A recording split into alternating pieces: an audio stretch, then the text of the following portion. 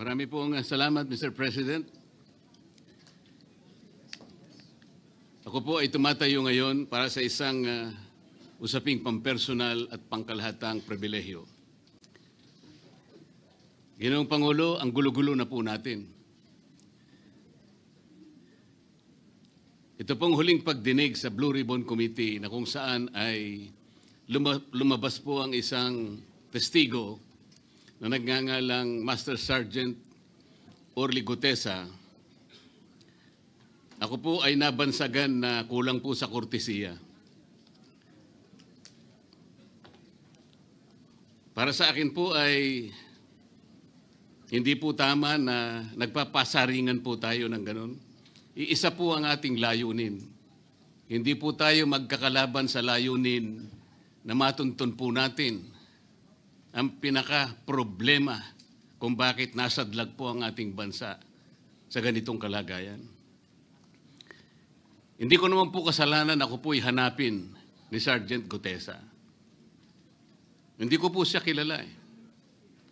Hindi ko po kasalanan kung ako po ang hinanap niya at hindi iba. Nung pong makita ko po yung kanyang salaysay, ang sabi ko lamang po sa kanya ay, kung malakas ang loob mo talaga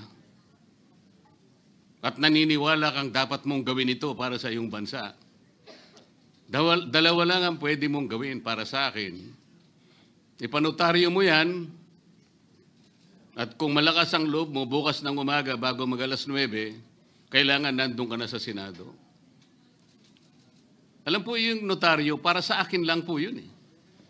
Gusto ko lamang siyang testingin kung talagang totoo nga ang kanyang mga gustong banggitin. Ang pinakamahalaga po ay haharap siya, tatayo, at susumpa sa kalagitnaan ng pagdinig. At doon ay pakikinggan natin. At doon ay sama-sama natin siyang i-interpolate. Tatanungin. Nakita naman po ninyo kung paano niya sinasagot ang bawat tanong. Walang pag-aalinlangan. Siya lamang po ang natatangi na testigo na kumonekta sa pangalan ni Saldico at Martin Romualdez. Wala nang iba. Ngayon po siya ay naharap sa napakaraming pasaring din. Bakit po ako ay walang kortesiya? Hindi po ba ako ay humingi ng panahon sapagkat hindi ko naman po alam kung talagang darating siya nung araw na yon, kaya hindi na po ako nagsabi. Gusto ko talagang paniwala ang darating siya. Dumating nga po siya, kaya ko siya inilabas. Pero kung pag-uusapan po ay kortesiya, balikan po natin ang mga nangyari. Nung ako po ay chairman pa ng Blue Ribbon Committee, nagkaroon po ng pagdinig. Unang pagdinig ay August 19, 2025. Isang araw bago po nagkaroon ng pagdinig ang Blue Ribbon Committee, ang ating pong kasama, si Senator Lacson, ay nagkaroon po ng posting. Sa Twitter po yata ito, hindi po ako sanay dito eh. Babasahin ko po, August 20, 2025. The Senate Blue Ribbon Committee hearing yesterday is akin to the cart going ahead of the horse. Had the cart waited one day, it would not have missed the details of the truth about the many substandard ghost projects and more that will be exposed in my privileged speech today. Yun po ba ay courtesy din? Sa akin pong palagay, hindi dapat po nagkaroon ng ganitong pagpapasaring. Alam ko po ba kung sino-sino ang tatayo para mag-deliver ng privilege speech? Matagal ko na pong sinabi noon kung kailan po ang pagdinig. Wala po akong itinago. Ngunit kung sasabihin na kung naghintay kami ng isang araw, ay mas marami pa sanang mga detalye at katotohanan ang naihayag. Hindi po ba sinabi ko sa inyo noon, mismong Pangulo ng Republika ng Pilipinas ang nagbigay sa akin ng USB na nandun po lahat ang mga proyektong pinaghihinala na ghost projects. Ayaw ko lamang pong ilabas ng isa-isa sapagkat sa aking pagkakaalam noon, Ginoong Pangulo, mali din po yung binigay na mga coordinate sapagkat ang pinagbasihan nila yung MYPS, hindi yung PCMA, na palagi ko pong binabanggit. Sa mga kapatid, kahit na po yung mga binanggit na projects ng ating kasama, salig po sa mga maling coordination. At saka konti lang, pinili lang. Nagkataon lang po maganda nga talagang pagkakapresent sapagkat kulang na lang po yung cinematography at saka screenplay.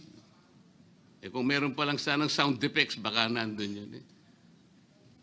Huwag po sanang ganun magpasaringan tayo. Iisa po ang layunin natin dito. Yung matukoy natin kung sino ang merong utak dito. Na ngayon po ay unti-unti na pong naihayag. Sino bang natatakot kay Martin Romualdez? Marami po siguro dito sa kapulungan ito. Pero hindi ako natatakot kay Martin Romualdez.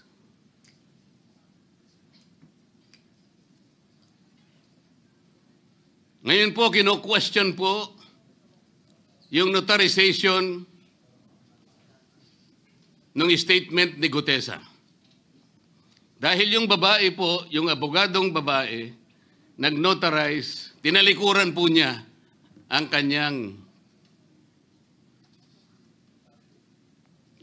signature, yung kanyang pirma.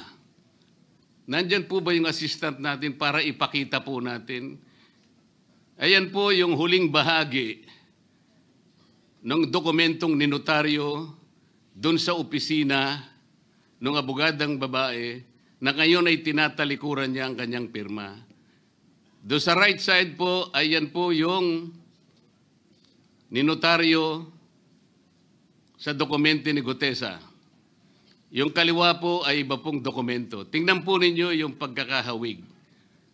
Ibig po ba ninyong sabihin, Ginoong Pangulo, yun pong notarial details, na yun po yung kulay blue, na kung saan nandyan yung PTR, nandyan po yung MCLE number, nandyan po yung kanyang roll number, ang kanyang address.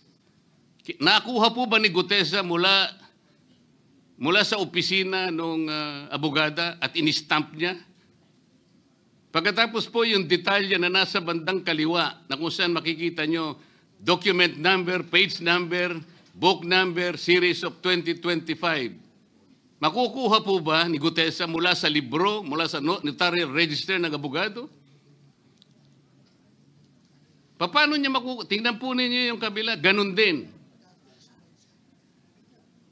Bakit po natin hahanapan ngayon si Gutesa at sasabihin pa natin dahil lamang tinalikuran ng babaeng nagnotaryo ang kanyang pirma? Pangkaraniwan na po kasi, Ginoong Pangulo, kahit pumunta kayo sa maraming lugar na kung saan nagnotaryo, hindi nyo po makikita ron ang abogado. Iaabot nyo lang sa kanyang papel ninyo, pagkatapos isosoli niya sa iyo, pagkatapos nyo magbayad. Itatanong po ba ni Ginoong Gutesa, bago siya umalis, tatanungin po ba niya doon sa babaeng kausap niya kung sino man yun, Madam, kayo po bang may pirma nito? Wala pong ganun eh.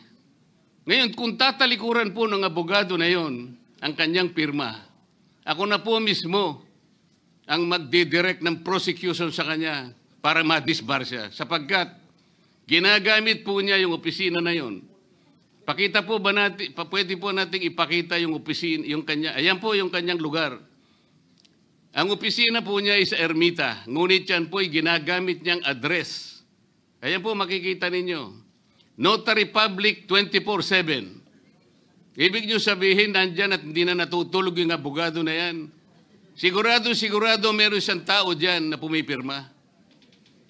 At ginagaya na lamang ng kanyang staff o secretary yung pirma niya. Ganyan po palagi. Kalakaran. Kalakaran, ngunit hindi tama. Sapagkat sa batas po ng notaryo, kailangan nakaharap po yung magnunotaryo sa nagpapanotaryo. Bakit po niya ngayon sinabi na hindi niya pirma yon? Maring hindi niya pirma. Ngunit, tinayaan niya kung sino man ang taong iyon na ipirma yung dokumento. Kagaya po ng nasabi ko, naging academic na po yung notaryo. Sapagkat ang tao ay tumayo sa ating kapulungan. Binasa niya yung kanyang statement. Yung mga bayarang media nga po, sinasabi pa kino-coach ko pa Bakit ko po siya sinabihan na dahan-dahan siya? Dahil po nung panahon na binabasa niya na yung kanyang statement, sinusundan po namin yung kanyang binabasa. Binigyan ko po ng kopya ang chairman ng Blue Ribbon Committee.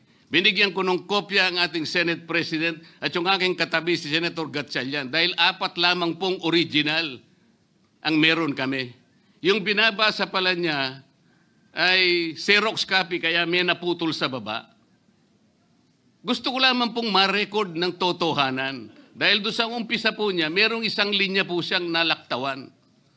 Alam po ito ng mga kasama natin na sinusundan po habang binabasa namin. Doon sa pangalawa po, 2 linya naman po ang nalaktawan niya. Kaya gusto ko lamang pong maging maayos ang pagre-record ng kanyang statement.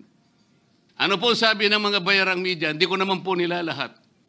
Kaya ako po hindi nagpapa-interview sa kanila Alam ko po ang karakter ng ating media ngayon. Nakakaawa na po ang kalagayan.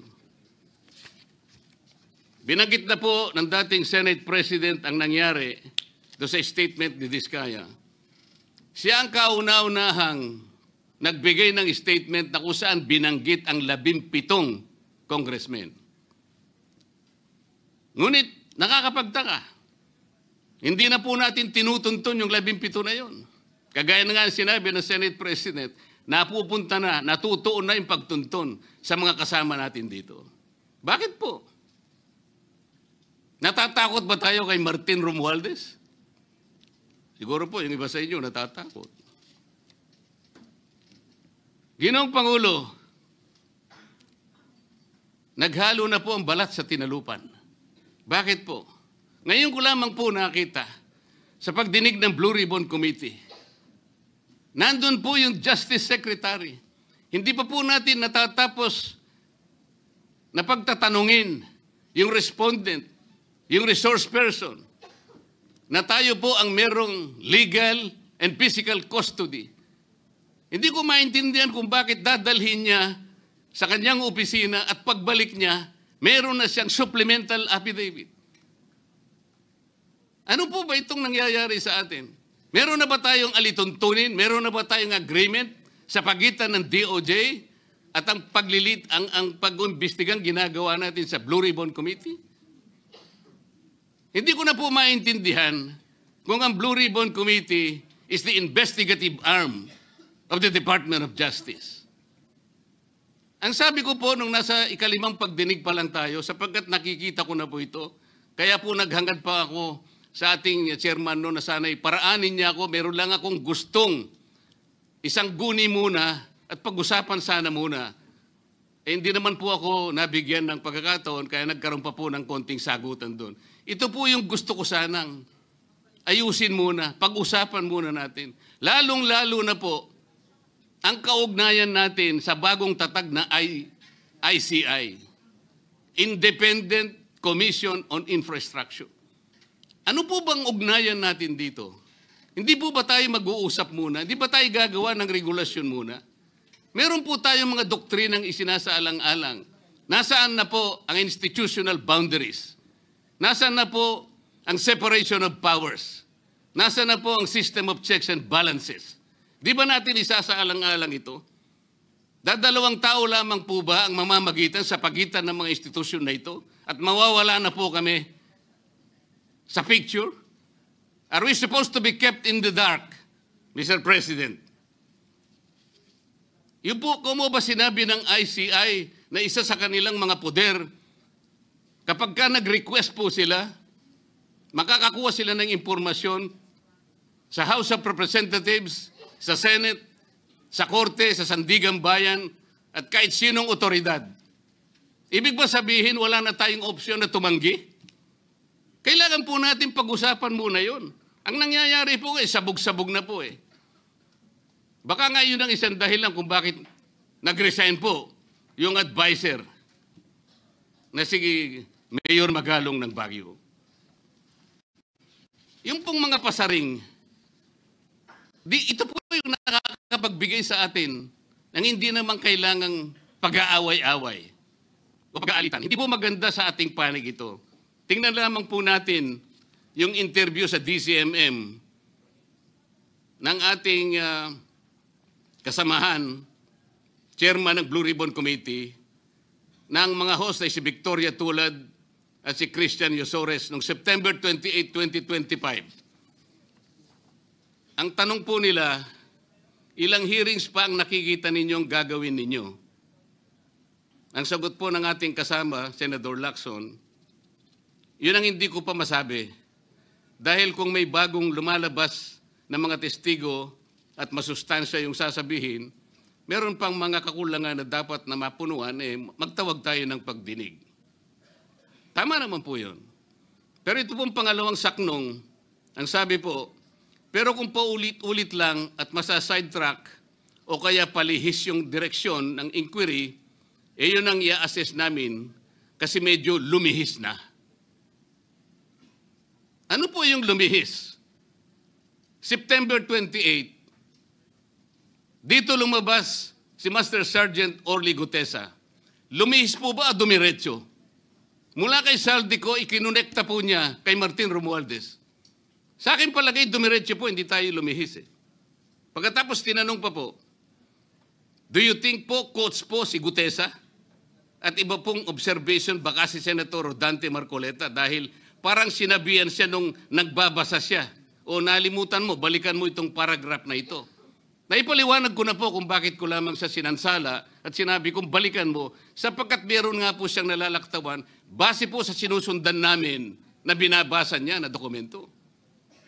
Ang sagot po ni Senator Lacson, medyo natawa pa nga siya, kayo nang humusga sa lahat ng yan, ay tayo nag-viral na. Siguro, ang sasabihin ko na lang, yung hula nyo, yun ang hula ko. O hula ko, hula nyo. Parang, your guess is as good as mine. Hindi po maganda yung inference. Parang ang lumilitaw, kinots ko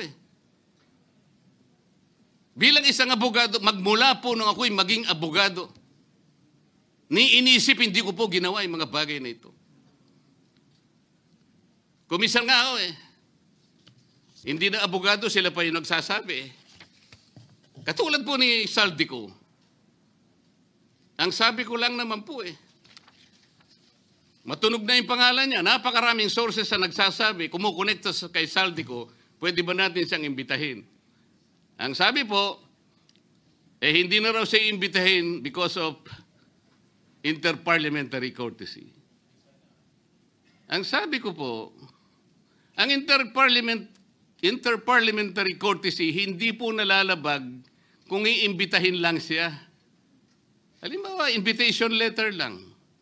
Nagawa ko po yun kay Congressman Toby Chanco. Voluntaryo po yun Kung darating siya, salamat. Kung hindi siya darating, okay lang. Ngunit, ang pinag-uusapan natin ay problemang kasangkot na po ang kinabukasan ng ating bansa. Sasabihin ba natin interparliamentary courtesy? Nakikinig po ang buong bayan. Tatakpan po ba natin ng dahil sa interparliamentary courtesy? Nakasulat po ba sa bato yun? Absolute po ba yun?